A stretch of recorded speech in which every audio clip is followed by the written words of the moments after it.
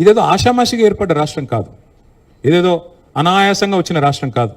వేల మంది బలిదానాలతో రక్తంతో తడిసిన నేల ఇది తెలంగాణ. కాబట్టి ఇక్కడికి వచ్చినప్పుడు ఒకటికి 2 సార్లు ఆలోచించుకొని మాట్లాడాలి.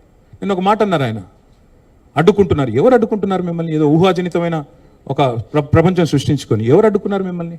2018లో పోటీ చేస్తే అడ్డుకోలేదు, 23లో పోటీ చేస్తే అడ్డుకోలేదు, ప్రజలు అడ్డుకున్నారు. మేమేం చేస్తాం దానికి?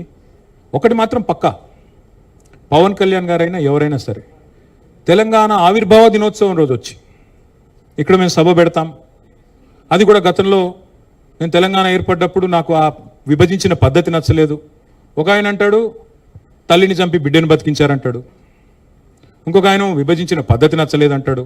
ఇవన్నీ ఏంటంటే తెలుగు హైదరాబాదీ అల్ఫాజ్ మే బోల్నా అయితే గుమా ఫిరాకి బోల్నా బోల్తే ఇసుకో. నాకు ఇష్టం లేదు తెలంగాణ ఏర్పడని సీదా సీదా చెప్పక ఉల్టా పుల్టా మాటలు ఎందుకు? ఇది బాగలేదు అది బాగలేదు. మరి నువ్వు అది బాగలేక ఇది బాగలేక 11 రోజులు అన్నం తినకుండా ఉంటే మళ్ళీ తెలంగాణ ఆవిర్భావ దినోత్సవం రోజు మీటింగ్ పెట్టాల్సిన అవసరం ఏముంది?